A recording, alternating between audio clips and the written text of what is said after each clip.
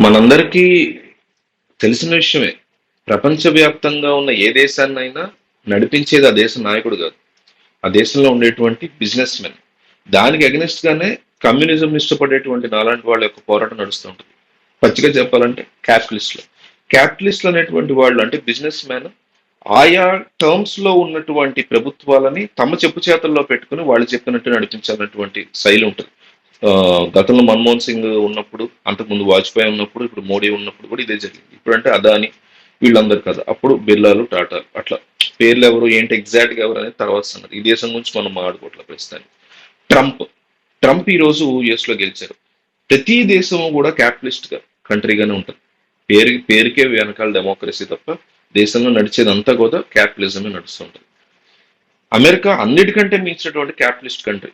Democracy అనేటువంటి ఒక కుక్క బిస్కెట్ నేసి జనాలకి వెనకంతా క్యాపిటలిజం నడుస్తూ ఉంటుంది.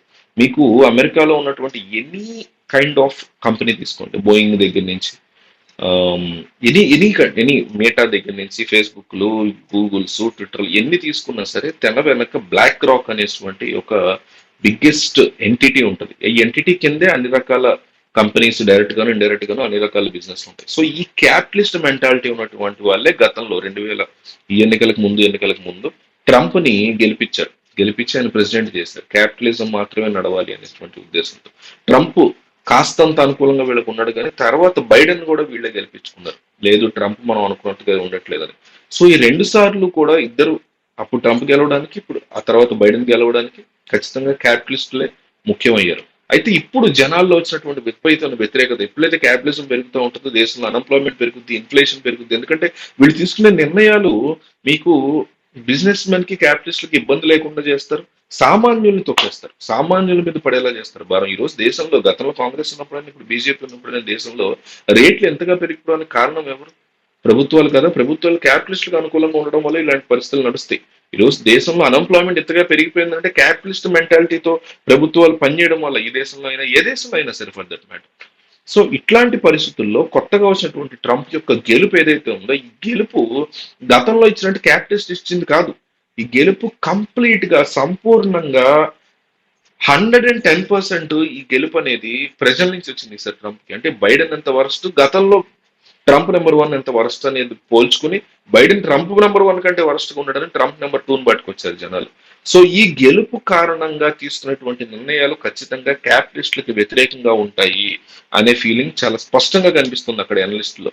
ఆ నిర్ణయాలు కనుక ట్రంప్ తీసుకుంటే ట్రంప్ను లేపేయడం తథ్యం. ఎవరు లేపేస్తారు? ఈ డీప్ స్టేట్ అని ఒకటి ఉంటుంది. ప్రతి ప్రతి దేశంలో కూడా ఉంటుంది, ఎస్పెషల్లీ అమెరికాలో ఎక్కువ ఉంటుంది. మీకు జాన్ ఎఫ్ కెనడీ చనిపోయినప్పటి నుంచి ఇప్పటి వరకు కూడా ఆ మిస్టరీ ఇప్పటికి ఎవరు సాల్వ్ చేయలేకపోయారు. ఎందుకంటే అది సిఐఏనే చేయించింది, తెర ఉండి డీప్ స్టేట్ అనేటువంటి కాన్సెప్ట్. డీప్ స్టేట్ అంటే ఏం లేదు, ఆల్రెడీ ఉన్నటువంటి ప్రభుత్వంలో క్యాపిటలిస్టులు రిక్రూట్ చేసుకున్నటువంటి వాళ్ళు ఉంటారు, కైండ్ ఆఫ్ ఏజెంట్స్. ప్రభుత్వంలోనే ఉంటారు వాళ్ళు, కానీ వాళ్ళు ఒక స్పైలు, ఏజెంట్లు ఆ టైప్. సో వీళ్ళే ప్రభుత్వాన్ని మ్యానిపులేట్ చేస్తూ ఉంటారు. ప్రభుత్వ పాలసీస్ ని క్యాపిటలిస్టులకు అనుకూలంగా డిజైన్ అయ్యేలా, ప్రజలకు మాత్రం పైకి ప్రజల కోసం ఉన్నట్టు అయ్యేలా చాలా జాగ్రత్తగా డిజైన్ చేస్తుంటారు. ఓవర్ ద డెకేడ్స్ జరుగుతూ ఉంటుంది. ఇండియాలో కూడా ఉండొచ్చు, పాకిస్తాన్ ఉండొచ్చు, ప్రతి దేశంలో కూడా ఉండొచ్చు. అట్లాంటి వాళ్ళు, వాళ్ళకి మీద ఏదన్నా తేడా జరిగితే, వాళ్ళ పట్ల ఏమైనా సీరియస్ నిర్ణయాలు తీసుకుంటున్నారు అనుకుంటే, ఇందిరాగాంధీని కూడా అందుకే లేపేశారు అనేటువంటి మాటలు వినిపిస్తూ ఉంటాయి. ఇందిరాగాంధీ దేశవ్యాప్తంగా కూడా అందరు జనాభా నియంత్రణకు సంబంధించితో పాటు దేశంలో ఎమర్జెన్సీ పెట్టడం కావచ్చు, అనేక రకాల స్ట్రిక్ట్ గవర్నెన్స్ తీసుకొచ్చింది. క్యాపిటలిస్టులకు తద్వారా ఇబ్బందికర పరిస్థితులు తీసుకొచ్చింది, అందుకే లేపేశారనే మాట ఉంది. జాన్ ఎఫ్ కెనడీని కూడా అందుకే లేపేశారనే మాట ఉంది. కానీ దాని వెనక మీకు తెర మీద ఒక సిక్కులు, ఇందిరాగాంధీ లేపేసినప్పుడు సిక్కులు సంబంధించినటువంటి రివెంజ్ చూపించారు. అట్లాగే ఇక్కడ ఇస్లాంకు సంబంధించిన రివెంజ్ ని, ఉగ్రవాదులను చూపించేటువంటి పరిస్థితి ఉంది. ట్రంప్ లేపేస్తారనేటువంటి మాట వినిపిస్తుంది. అయితే ట్రంప్ అంతగా ఎగెనిస్ట్ గా వెళ్తాడా క్యాపిటలిస్ట్? ఎందుకంటే ఫస్ట్ టైం అతను గెలిపించింది ఎవరో తెలుసు. నేను ఇప్పుడు చెప్తున్నటువంటి డీప్ స్టేట్ కాన్స్పిరసీ గురించి అందరికంటే ఎక్కువ తెలుసు ఉంటే ట్రంప్.